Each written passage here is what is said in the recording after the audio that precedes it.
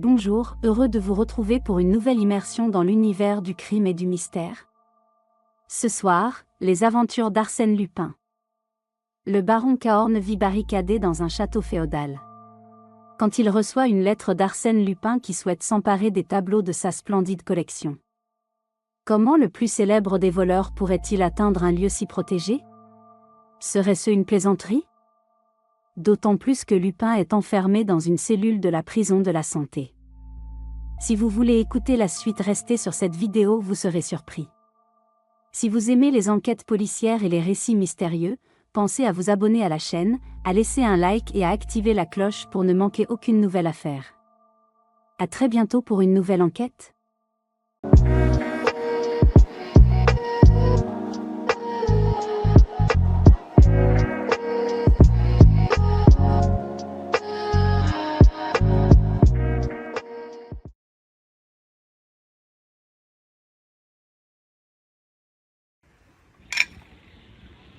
Alors, monsieur Ganimard, vous avez bien déjeuné?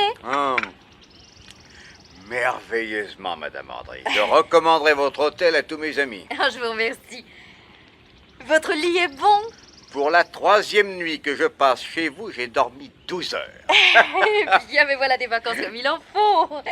J'espère que vous allez nous rester longtemps. Ah, signez avec moi, Madame André. Il me fait bien votre petit coin de Normandie, puis la pêche n'est pas mauvaise. Ah. Malheureusement, je ne suis pas tout seul, mais il y a le travail. Vous ne pouvez pas vous absenter facilement. Malheureusement, non. Dommage. Je suis bien de votre avis. Vous allez me trouver bien indiscrète, monsieur Ganimard. Mais tant pis, je voudrais vous demander quelque chose. Quoi donc? Est-ce que vous ne seriez pas l'inspecteur Ganimard, le célèbre inspecteur Ganimard de la Sûreté? Et qu'est-ce qui vous incite à croire ça? Je vais vous faire une confession.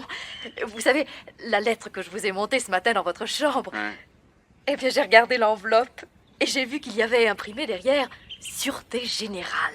Alors, je me suis demandé si vous ne feriez pas partie de la police.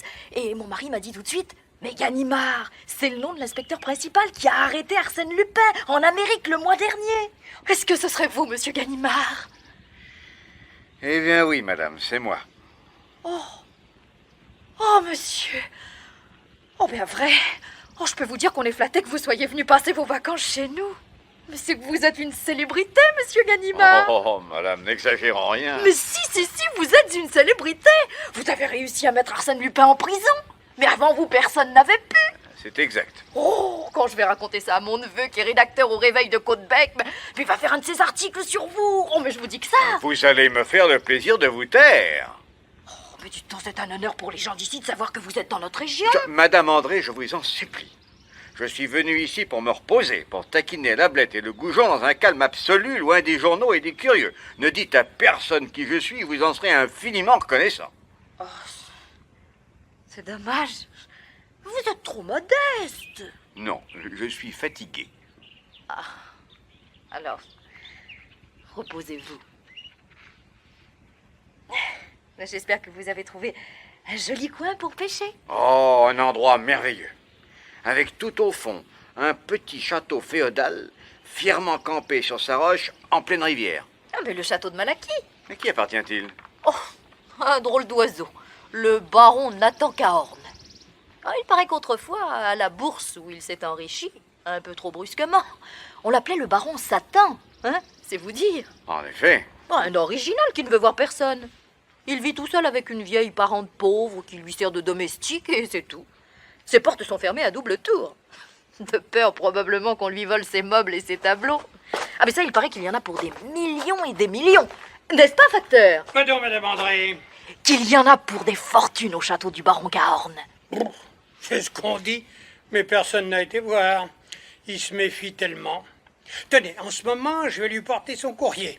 Eh bien, je traverse un petit pont, je sonne, c'est lui qui vient m'ouvrir, il en trouve juste ce qu'il faut pour que je lui passe ses lettres et son journal. Et puis, clac! Il me ferme la porte au nez. C'est comme ça tous les jours. J'ai remis le courrier à votre mari, Madame André. Merci. Alors, à demain, messieurs, dames. À demain. Le facteur sortit du pays, longea la Seine, traversa le petit pont qui menait au château et sonna. C'est le facteur.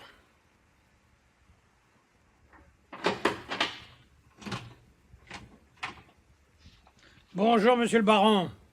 Voilà votre journal. Et puis, une lettre recommandée. Une lettre commandée de qui? Oh, j'en sais rien, moi. Tenez, mettez votre signature ici. Merci. À demain. Une lettre commandée? Qu'est-ce qu'il peut bien m'écrire?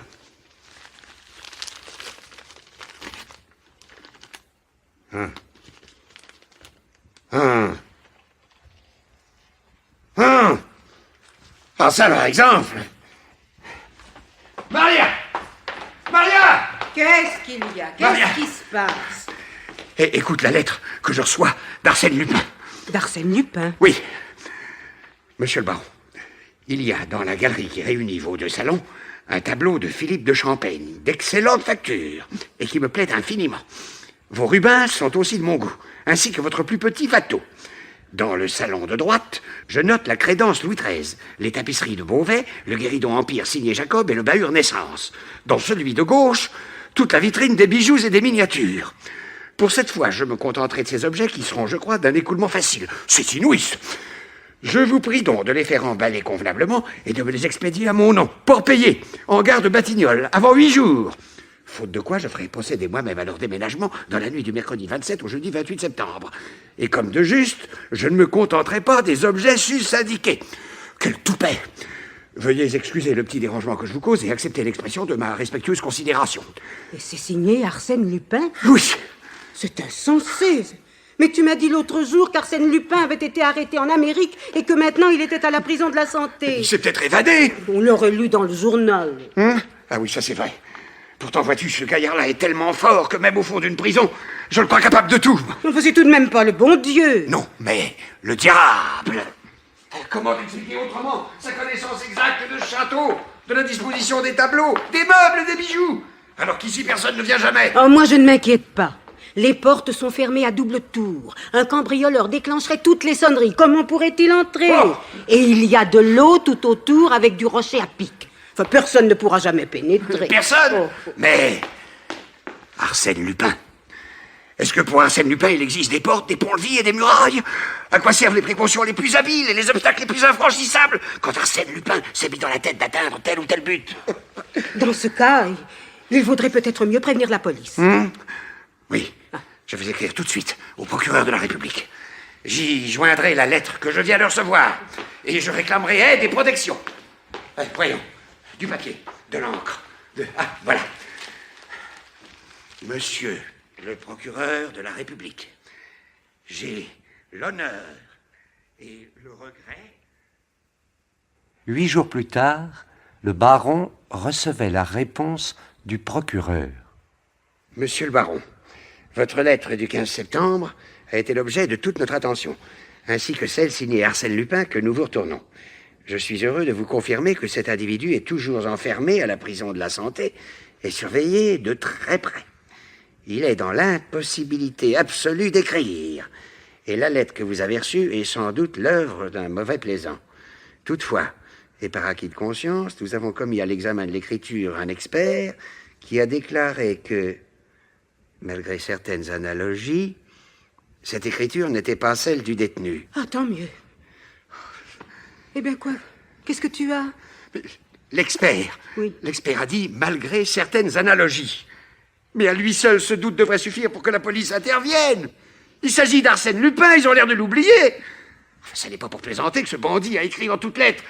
Je ferai procéder moi-même au déménagement. Et il fixe une date précise. La nuit du mercredi 27 au jeudi 28 septembre. Mais alors, que faire? Je ne vais pas recevoir une telle menace sans agir. Mes nerfs n'y résisteraient pas. Si la police officielle ne veut pas s'en mêler, adresse-toi à un policier privé. Mais je n'en connais pas. Je suis dans un état. Allons, calme-toi. Lis ton réveil de Côte-Bec tranquillement. Et puis, qui sait, d'ici ce soir, tu auras peut-être trouvé une bonne idée. Ce ne sont toujours pas en lisant cette feuille de chou. Monsieur Vallière, inaugure le salon des artistes français. Qu'est-ce que ça peut me faire? Il y a des croûtes. Mademoiselle Cléo de Mérode, aux ambassadeurs. Oh! Oh! Maria! Qu'est-ce qu'il y a encore? Écoute ça. Des vacances bien méritées. L'inspecteur principal Gadimard, de la Sûreté Générale, à qui l'arrestation d'Arsène Lupin a valu une réputation européenne, passe ses vacances incognito dans un petit hôtel des environs de Côte-Bec-en-Caux. Bonnes vacances, monsieur Gadimard, et bonne pêche. Et alors? Ah, comment, et alors? Mais je file tout de suite à Côte-Bec. Je verrai le rédacteur de cette information et je saurai bien lui faire dire à quel hôtel est descendu Gallimard. Je rendrai visite à l'inspecteur et je lui demanderai de s'occuper de mon affaire. Tu as raison, le ciel est avec nous. Ah oui, le ciel est avec nous. Et maintenant, à nous deux, Arsène Lupin. Vers 4 heures de l'après-midi, le baron se trouvait enfin auprès de l'inspecteur Ganimard, qui semblait s'intéresser beaucoup plus aux petits poissons qu'aux menaces d'Arsène Lupin.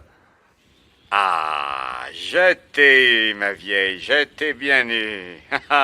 Regardez-moi ça, monsieur le baron, cette petite tablette. Est-ce assez jolie et assez frétillant? Pardon, poussez-vous un peu, que je la mette dans le panier. Je crains, monsieur Ganimard, que vous n'ayez prêté aucune attention à ce que je viens de vous raconter. J'ai fort bien entendu. Laissez-moi vous dire que je trouve fort désagréables les indiscrétions de Madame André. Je lui avais interdit de révéler mon séjour à son neveu, rédacteur au Réveil de Côte-Bec. Tenez, passez-moi dans la boîte à asticots, là. Pardon. Derrière vous, là.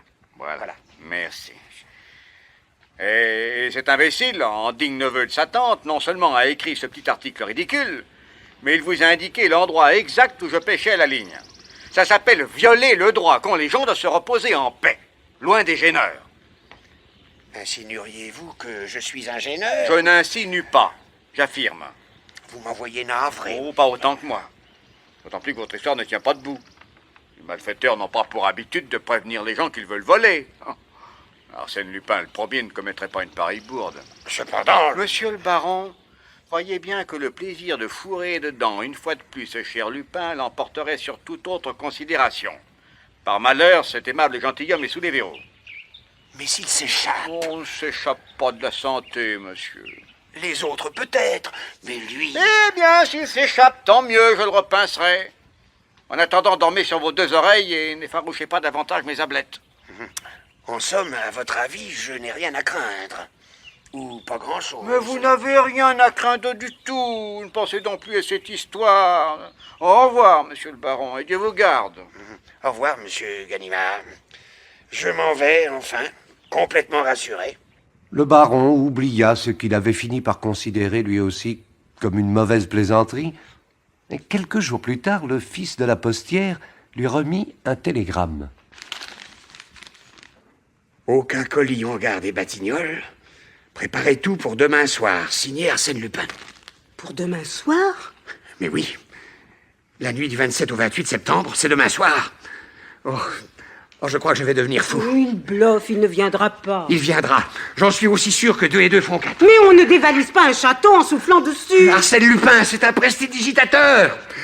Oh, je m'en vais tout de suite. Au revoir, Ganimard. Il faut absolument qu'il vienne à mon secours. Où est mon chapeau? Mais ne te mets donc pas dans des états pareils. Mon chapeau, là. Allez, au revoir. Le baron ne fut pas long à retrouver Ganimard. Ah, monsieur Ganimard, vous êtes là. Mais ne faites pas tant de bruit. Vous allez faire peur à mes ablettes. Oh, vos ablettes. Il y a des choses plus importantes que vos ablettes. Comment? Oh, excusez-moi, monsieur Ganimard. Si vous saviez dans quel état je suis, il faut absolument que je vous parle. Oh, mais vous m'embêtez. Ça m'est égal. Écoutez-moi. Ou plutôt, lisez ce télégramme que vient de m'envoyer Arsène Lupin. Aucun colis en gare des Batignolles. Préparez tout pour demain soir. Alors la blague continue.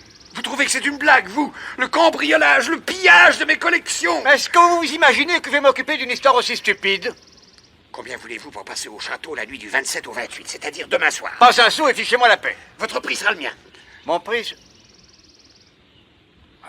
c'est que je suis ici en congé, moi. Je n'ai pas le droit de me mêler de cette affaire. Personne ne le saura. Quoi qu'il arrive, je m'engage sur l'honneur à garder le silence sur votre intervention. Dans ces conditions, évidemment... 5 000 francs, ça irait? Bien. Ça n'est pas assez. Oh, si, bien sûr. Non, ce qui me fait hésiter, c'est que je crois loyalement que pour vous, c'est de l'argent jeté par la fenêtre. Eh bien, pour une fois, j'en serais ravi. Bon. Alors d'accord. J'irai chez vous demain soir et nous passerons la nuit côte à côte. J'aurai mon revolver. Vous avez des armes? Soyez tranquille, j'ai tout ce qu'il faut. Êtes-vous sûr de vos domestiques? Je n'ai qu'une vieille tante qui s'occupe de mon ménage. Personne d'autre. Bravo. Voyons, je vais téléphoner les sûretés générales et faire venir mes 2 meilleurs collaborateurs. Ils veilleront avec nous. Et si M. Lupin a l'intention de venir, il sera reçu avec tous les honneurs dus à son rang. Je vous le prie de le croire. Je ne sais pas comment vous remercier, monsieur Ganimard. Vous me remercierez après. Alors, à demain soir. Je serai chez vous à 8 heures sans faute. Le lendemain soir, à 8 heures, avec une exactitude militaire, Ganimard sonnait à la porte du château. Bonsoir, monsieur le baron. Permettez-moi de vous présenter l'inspecteur Rousseau, mon bras droit. Monsieur le baron. Et l'inspecteur Morel, qui était avec moi en Amérique quand j'ai arrêté Arsène Lupin. Monsieur le baron. Soyez les bienvenus, messieurs. Par ici, je vous en prie.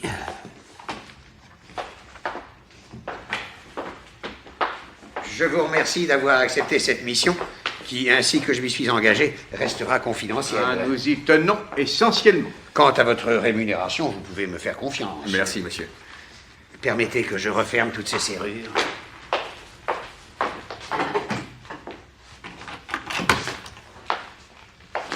Cet après-midi, en me promenant, j'ai examiné l'extérieur du domaine. À part cette porte derrière laquelle nous allons monter la garde toute la nuit, je ne vois pas par où M. Lupin pourrait pénétrer dans le château.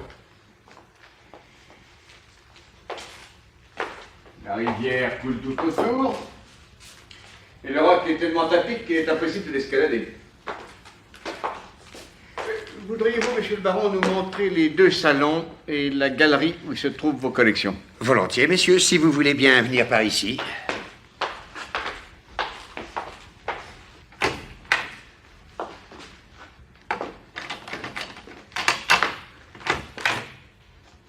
Voilà, c'est ici. Je vois en effet que vous possédez des splendeurs, monsieur le baron. Voyons. Sur quoi donnent ces fenêtres? Sur la rivière, 11 mètres de rochers à pic. Donc, de ce côté, rien à craindre. Et cette cheminée?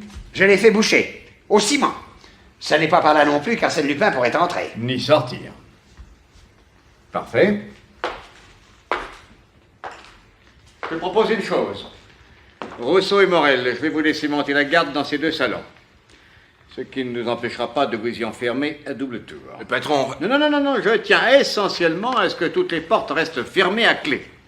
Et ces clés, nous les conserverons, monsieur le baron et moi. De cette façon, nous serons sûrs que personne ne pourra pénétrer dans ces salons, et si par un miracle impossible quelqu'un y réussissait, vous serez là tous les 2, revolver au poing, pour recevoir le cambrioleur et donner l'alerte. Excellente idée, ça. Dans ces 2 salons, vous ne soupçonnez pas, je pense, monsieur le baron, l'existence d'une porte secrète? Oh non, il y a longtemps que j'ai fait sonder les murs une fois pour toutes. Parfait. Monsieur le baron, pourrions-nous avoir une carafe d'eau et 2 verres pour boire un peu pendant la nuit? Mais je vais vous apporter une bouteille de cidre, mes amis. Une seconde, je reviens.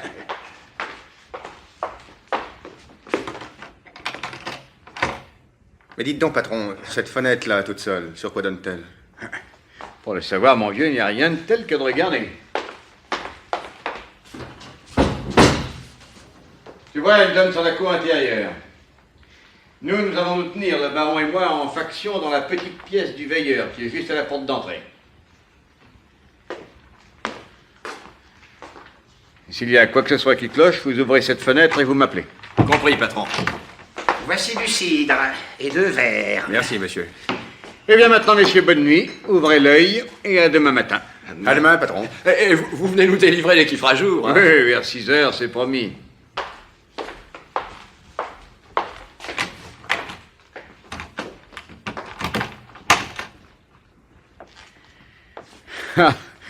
Vraiment, monsieur le baron, il faut que j'ai rudement envie d'ajouter un étage à la maisonnette où je dois finir mes jours pour accepter une besogne aussi élémentaire.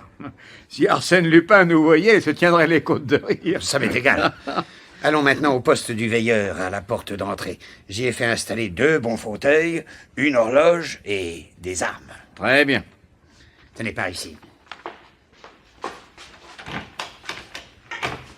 Entrez, c'est ici. Oh, mais nous allons être là-dedans comme des princes. Et vous voyez, ce Judas ouvre sur l'extérieur. On voit parfaitement le pont qui mène à la porte d'entrée. Aucune surprise possible. Et cet autre Judas donne sur la cour? Oui. Permettez que j'allume ma pipe? Mais faites donc, je vous en prie.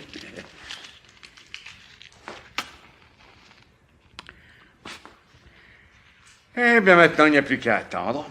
Enfin, quand je dis attendre, c'est une façon de parler, puisque rien ne viendra. Dieu vous entende, monsieur Ganimard.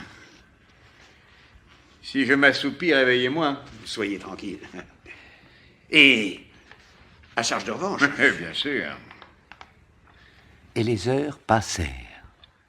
11 heures, minuit, 1 heure, 2 heures. Mais à 3 heures,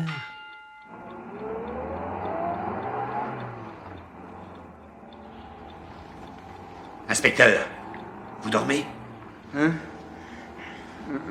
Non? Vous entendez? Oui? On dirait un camion qui s'en va. Oui? Ah ben, il y a beaucoup de trafic sur la route du Havre. Pas mal. Mais la grande route est encore assez loin d'ici. Qu'est-ce que ça peut bien être que cette grosse voiture, monsieur Ganimard? Est-ce que je sais? Des maraîchers, probablement. Oui, oui, peut-être. et engourdis par le froid du petit matin, Ganimard et le baron s'endormirent.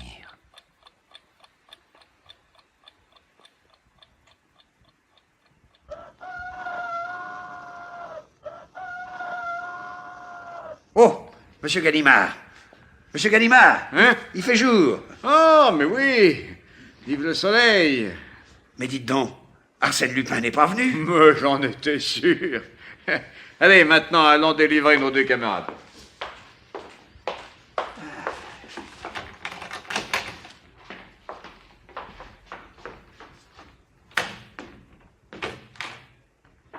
Allez, au jeu là-dedans. Monsieur Ganimard, regardez mes murs, mes vitrines. On m'a volé mes Rubens, mon bateau, mes tapisseries, mes bijoux. Tonnerre de crénon d'un chien. Mais c'est épouvantable, c'est épouvantable. Et vos deux inspecteurs qui sont en train de dormir. Oh, ça alors.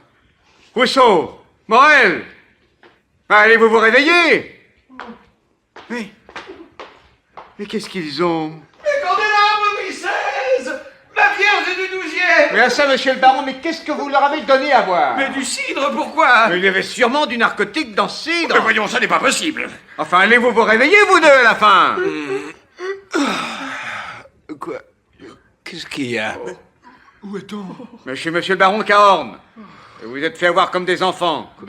Je sais pas, moi. On l'a bu et puis on se souvient plus de rien. Et pendant ce temps-là, Arsène Lupin cambriolait. Mais comment? Ah, ça, je me le demande. Oh, qu'est-ce que je vais faire, moi? Déposer une plainte. Ah, tout de suite, vous avez raison. Mais surtout, monsieur le baron, ne parlez pas de moi. Rappelez-vous que je suis venu ici à titre strictement privé. Vous m'avez donné votre parole d'honneur que, quoi qu'il arrive, vous garderez le secret sur mon intervention. Il n'y a vraiment pas lieu de me vanter de cette aventure. Oui, ce qui est promis est promis. Mais c'est égal, Arsène Lupin est rudement plus fort que vous. Oui, on va voir ce qu'on va voir. Oui, en tout cas, moi, sur mes murs, je ne vois plus rien. Enfin, quoi, vous restez là planté. Qu'est-ce que vous attendez? Pour chercher, pour découvrir quelque chose? Pour découvrir quelque chose avec Arsène Lupin? Mais mon cher monsieur, il ne laisse jamais rien derrière lui. Et avec lui, le hasard n'existe pas. Je suis à me demander si ce n'est pas volontairement qu'il s'est fait arrêter par moi en Amérique. Alors, il faut que je renonce à mes tableaux et à tout le reste. Mais ce sont les perles de ma collection qu'il m'a volées. Oh, mais je donnerais je ne sais quoi, moi, mais je ne sais pas, moi, une fortune pour les retrouver. Si l'on ne peut rien contre lui, qu'il dise son prix. Et là, vous n'y pensez pas. Laissez faire la police. Mais si elle ne peut rien faire, la police, j'aime autant négocier avec ce bandit, payer ce qu'il faut pour récupérer mes collections. En tout cas, il ne faudrait envisager cette solution qu'à la dernière extrémité. Allez, vous autres, perdons pas de temps. Et pas en 5 minutes qu'on résout le problème d'Arsène Lupin. Mais soyez tranquilles, je le repincerai. Il gagne la seconde manche, à moi la belle. Quelques jours plus tard, M. Dudouis, chef de la Sûreté Générale, convoqua dans son bureau un de ses plus fins limiers. Cigarette? Non, merci, monsieur le directeur. Mon cher, je vous ai fait venir car je vous considère comme un de nos meilleurs inspecteurs. Pour ne pas dire le meilleur. Très honoré, monsieur le directeur. Inspecteur, je supporte mal le ridicule dont nous nous couvrons. Vous parlez de l'affaire Cahorn. Oui. Le cambriolage de ce château demeure inexplicable. Et le nom d'Arsène Lupin excite à tel point les imaginations que les histoires les plus fantaisistes remplissent les colonnes des journaux. Maintenant que vous voici revenu d'Alger, j'aimerais que vous preniez cette affaire en main. Volontiers, monsieur le directeur. Savez-vous que la lettre initiale d'Arsène Lupin, qu'a publiée l'Écho de France, on n'a d'ailleurs jamais su qui en avait communiqué le texte à ce journal. Savez-vous que cette lettre par laquelle le baron Cahorn a été prévenu de ce qui le menaçait a causé une émotion considérable? Oui, c'est évidemment regrettable, mais mes confrères ont fait pour le mieux. Il paraît qu'on a fouillé le château du haut en bas. On a même recherché des souterrains. Oui, et à la lueur des torches, on a examiné les caves immenses où les seigneurs du Malaquis ont tassé jadis leurs munitions et leurs provisions. On a sondé le rocher lui-même. Rien. Aucun passage secret. Bref, le parquet de Rouen avoue son impuissance et sollicite le secours d'inspecteurs parisiens. J'aimerais que vous alliez là-bas au plus vite. Je crois, monsieur le directeur, qu'on fait fausse route en s'obstinant à fouiller le château. Pour moi, la solution est ailleurs. Ah! Et où donc? Auprès d'Arsène Lupin. Auprès d'Arsène Lupin? Mais supposer cela, c'est admettre son intervention. Elle est certaine. Mais voyons, Arsène Lupin est en prison. Aurait-il les ferros aux pieds, les menottes aux mains et un bâillon sur la bouche que je ne changerai pas d'avis? Je demande l'autorisation de passer 1 heure avec lui. Dans sa cellule? Oui. Je pense qu'au cours d'une conversation habilement menée, je saurai le faire parler. Hein? J'en doute. Mais au point où nous en sommes, il faut tout essayer. Bon, allez, et tenez-moi au courant. L'inspecteur se rendit immédiatement à la prison de la Santé. Il fut aussitôt introduit dans la cellule d'Arsène Lupin. Bonjour, Lupin. Oh, par exemple. Oh, quelle surprise. Oh, cher inspecteur, mais asseyez-vous donc. Je n'ai que ce misérable escabeau et pas le plus petit rafraîchissement. Oui, excusez-moi, mais je ne suis ici que de passage. Vraiment? Oh oui. oh Dieu, qu'il est agréable de reposer ses yeux sur la figure d'un honnête homme. Et tous les autres m'agacent à visiter 10 fois par jour mes poches et ma cellule pour s'assurer que je ne prépare pas une évasion. C'est fou ce que la justice tient à moi. Hein. Elle a raison. Mais non, ce serait si simple de me laisser vivre dans mon petit coin. Oui, avec les rentes des autres. Pourquoi n'y en aurait-il pas un peu pour tout le monde? Alors, que me vaut l'honneur de votre visite? L'affaire Cahorn. Cahorn. Attends, excusez-moi, mais j'ai tellement d'affaires en tête. Voilà, Cahorn, oui, j'y suis. Château de Malaquis, Seine inférieure, oui, 2 rubans, Saint-Vato et quelques menus objets. Non, ne chicanons pas sur les mots. Alors? Dois-je te dire où en est l'instruction? Non, j'ai lu les journaux de ce matin. Oui. Vous n'avancez guère. Hein? C'est pourquoi je suis ici. Eh bien, je vous écoute. C'est une affaire que tu as montée de toutes pièces, n'est-ce pas? De A jusqu'à Z. La lettre et le billet recommandé ont été écrits par toi. Naturellement. Les récépissés de la poste sont dans le tiroir de cette table.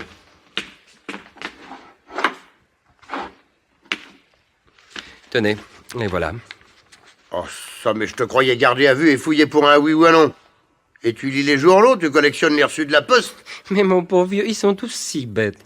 Ils décousent mes vêtements, explorent les semelles de mes bottines et auscultent les murs de cette cellule, mais pas un seul n'a l'idée de regarder dans le tiroir de ma table. Ouais, ce serait trop simple. En somme, dis-moi, en envoyant cette lettre au baron, tu as voulu épater la galerie, hein? Moi? Est-ce que je m'attarderais à de telles puérilités? Est-ce que j'aurais écrit cette lettre si j'avais pu dévaliser le baron sans lui écrire? Mais mon cher, cette lettre a été le point de départ, le ressort qui a mis en marche tout le mécanisme. Comment ça? Raisonnons. Les collections du baron Cahorn m'intéressent. Bon. Mais elles se trouvent dans un château féodal, fermé, bouclé, barricadé, inaccessible. Vais-je renoncer à ce cambriolage pour une aussi misérable raison? Non. Bon. Vais-je tenter l'assaut comme on faisait autrefois à la tête d'une bande de reîtres? Non, impossible. D'autant plus qu'il existe un moyen beaucoup plus simple. Me faire inviter par le propriétaire du dit château. Quoi? Non. Supposons qu'un jour, le dit propriétaire reçoive une lettre l'avertissant que le célèbre cambrioleur Arsène Lupin a jeté son dévolu sur ses collections. Oui. Que fera-t-il? Ah, il enverra la lettre au procureur. Qui se moquera de lui, puisque le dit Lupin est actuellement sous les verrous. Donc, affolement du bonhomme, qui sait que Lupin n'écrit jamais pour ne rien dire, et se voyant lâché par la police officielle, il est tout prêt à appeler au secours le premier venu. Tout ça est parfaitement logique. Et s'il lui arrive de lire dans une feuille de chou qu'un policier célèbre est en villégiature dans la localité voisine... Il ira s'adresser à ce policier. Eh ben voilà. Hein? Bon, supposons maintenant que ce policier soit un faux policier, à la solde d'Arsène Lupin, et que ce faux policier ne néglige aucun détail pour être pris pour un vrai policier. Quoi? Il descend dans un hôtel tenu par une femme dont le neveu est rédacteur au Réveil de Caudebec, journal auquel le baron est abonné. Tu vois que je sais tout. Mon homme, soi-disant en vacances, se fait expédier par un complice une lettre dont l'enveloppe porte imprimée la mention Sûreté Générale. Et étant donné le nom qu'il a pris, c'est bientôt une traînée de poudre. Tout le pays sait que le célèbre inspecteur est dans la région. Le baron Cahorn lit l'information dans son journal et aussitôt, il vient pressentir le pseudo-policier qui refuse. Là-dessus, nouveau billet d'Arsène Lupin, épouvante du baron qui vient de nouveau supplier l'inspecteur et lui offre la forte somme. Mon ami finit par accepter et amène avec lui 2 gaillards de notre bande qui, la nuit, pendant que Cahorn est gardé à vue par son protecteur, déménagent par la fenêtre les objets d'art et les laissent glisser à l'aide de cordes dans un bateau qui les conduit à un camion. Vous voyez, c'est simple comme Lupin. Et tout bêtement merveilleux. Mais je ne vois guère de policier assez illustre pour que son nom ait pu attirer le baron à ce point. Mais il y en a un pourtant, et un seul. Le tien, mon cher Ganimard. Le mien? Eh oui. Mon ami s'est fait passer pour toi. Tout le monde a cru qu'il était l'inspecteur Ganimard, l'ennemi juré d'Arsène Lupin. Oh, ça! Oh, ça! Et voilà ce qu'il y a de délicieux. Si tu vas là-bas et que le baron se décide à tout raconter, tu vas être obligé de rechercher Ganimard. Ton devoir sera d'arrêter Ganimard. Ganimard, bouclé par Ganimard. Avoue que ma revanche ne manque pas de sel. Banche! Canaille! Qu'est-ce que c'est? J'apporte le dîner du détenu. Et oui, par une faveur spéciale, je fais venir mes repas d'un restaurant voisin. Mais au fait, cher Ganimard, je ne crois pas que tu iras là-bas, car l'affaire Cahorn est sur le point d'être classée. Hein? Allons donc, je quitte à l'instant le chef de la sûreté. Et après, est-ce que M. Dudouis en sait plus long que moi sur ce qui me concerne? Figure-toi que le pseudo-Ganimard est resté en excellent terme avec le baron qui l'a chargé de négocier une transaction avec moi. Et à l'heure présente, moyennant une certaine somme, naturellement, le baron est rentré en possession de ses chers bibelots et il retire sa plainte. Comment sais-tu tout cela? Je viens de recevoir la dépêche que j'attendais. Par politesse, je n'ai pas voulu la lire en ta présence, mais si tu m'y autorises... Tu te fiches de moi? Et l'obligeance de décapiter toi-même cet œuf à la coque. Que je... Oui, vas-y, n'aie pas peur, rien ne te sautera au nez. Oh! Cet œuf est vide, mais il contient un télégramme, n'est-ce pas? Tu peux le lire. Rendu marchandise, touché 100 000 francs. Oui, 100 000 francs. C'est pas énorme, mais les temps sont durs. Puis j'ai des frais généraux, si tu connaissais mon budget. Celui d'une grande ville. Heureusement qu'il n'y en a pas les douzaines comme toi. Ouais, il fallait bien occuper mes loisirs. D'autant plus que le coup ne pouvait réussir que si j'étais en prison. Alors l'instruction, ton procès, ta défense, tout ça ne suffit pas à te distraire. Non, car figure-toi, j'ai décidé de ne pas assister à mon procès. Ah oui.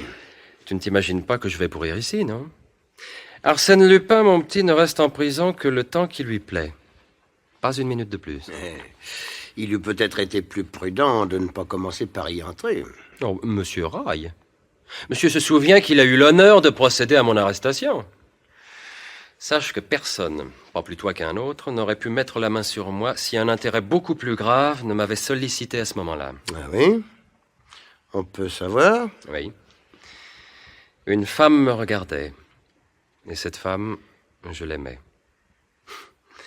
Sais-tu seulement ce que c'est que d'être regardé par une femme qu'on aime?